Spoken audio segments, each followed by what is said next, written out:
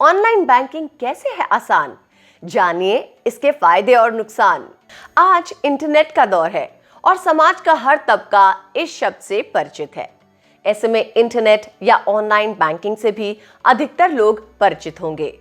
ये सर्विस आपको अपने मोबाइल या लैपटॉप, कंप्यूटर इत्यादि से घर बैठे ही पैसे का लेन देन करने की सुविधा प्रदान करती है और इस कारणवश भारत में तेजी से प्रचलित भी हो रही है। नमस्कार दोस्तों, मैं हूं अदिति और आप सभी का स्वागत करती हूं पगार बुक के YouTube चैनल पर। आज हम बात करेंगे ऑनलाइन बैंकिंग की। आइए जानते हैं कि कैसे आप ऑनलाइन बैंकिंग इस्तेमाल कर सकते हैं और क्या है इसके फायदे और नुकसान। वैसे तो आजकल अधिकतर लोग इस टर्म से परिचित हैं, लेकिन जो नहीं जानते उनको ऑनलाइन बैंकिंग समझने के लिए ज्यादा मशक्कत करने की जरूरत नहीं है। ऑनलाइन और बैंकिंग शब्दों से मिलकर बना है ऑनलाइन बैंकिंग और इस सर्विस के तहत आप अपने बैंक अकाउंट को इंटरनेट की सहायता से आसानी से कहीं भी कभी भी ऑपरेट कर सकते हैं। इंटरनेट बैंकिंग फ्री होती है, आपको इसके लिए किसी किस्म का चार्ज या फीस देने की जरूरत नहीं होती। तो क्या है इसके फीचर्स?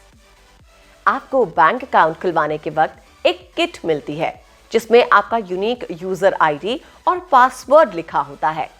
आप जिस बैंक की सर्विस ले रहे हैं उसकी ऑनलाइन साइट पर जाकर इस यूजर आईडी और पासवर्ड की सहायता से लॉग इन करें।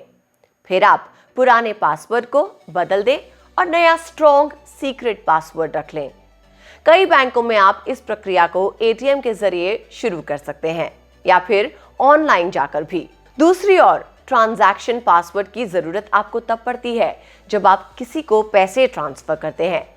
ऑनलाइन बैंकिंग में पैसा ट्रांसफर करने के लिए आपको अलग अलग ऑप्शंस मिलते हैं, जैसे कि नेट बैंकिंग, आईएमपीएस आदि। याद रखें, हर बैंक के अपने अलग नियम कानून हैं उनकी ऑनलाइन बैंकिंग की सुविधा के यूज करने के लिए। तो क्या है इसके फायदे?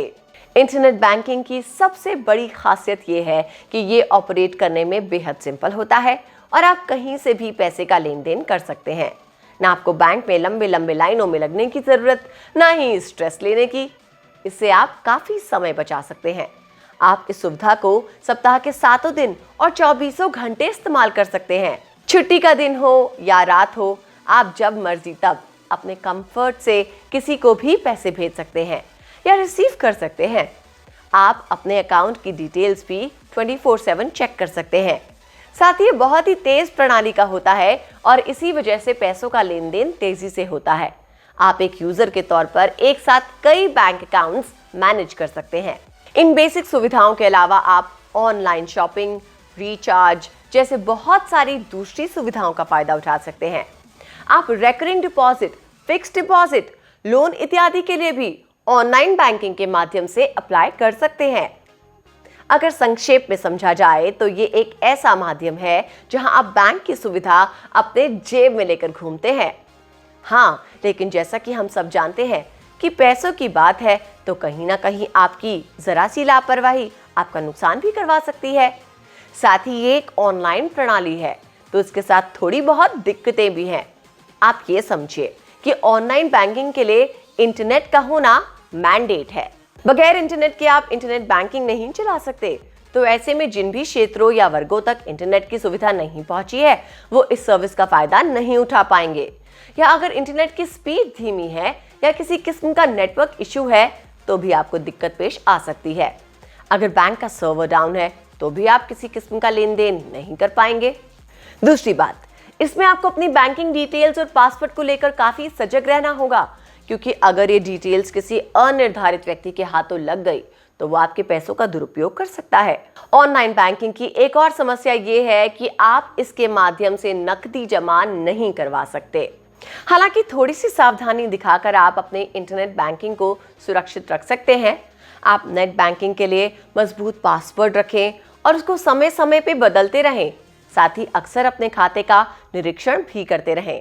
सार्वजनिक कंप्यूटर या नेटवर्क जैसे कि साइबर कैफे इत्यादि जैसी जगहों पे इसका इस्तेमाल करने से बचें और अपने अकाउंट की डिटेल्स किसी के साथ शेयर नहीं करें।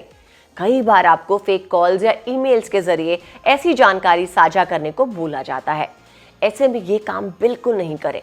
कोई भी बैंक आपसे कभी भी इस प्रकार के बैंकिंग डिटेल्स कॉल पर या ईमेल के जरिए नहीं मांगता। साथ ही आप जिस किसी डिवाइस से भी लॉग इन करते हो उसमें एंटीवायरस जरूर रखें। इससे आपका नेट बैंकिंग और डिवाइस दोनों ही सुरक्षित रहेंगे। और नेट बैंकिंग यूज करने के बाद लॉग आउट करना कतई नहीं भूलें। अगर आप इंटरनेट बैंकिंग यूज करते समय थोड़ी सी सावधानी बरतते हैं तो आप खुद को पैसों के नुकसान से बचा सकते हैं।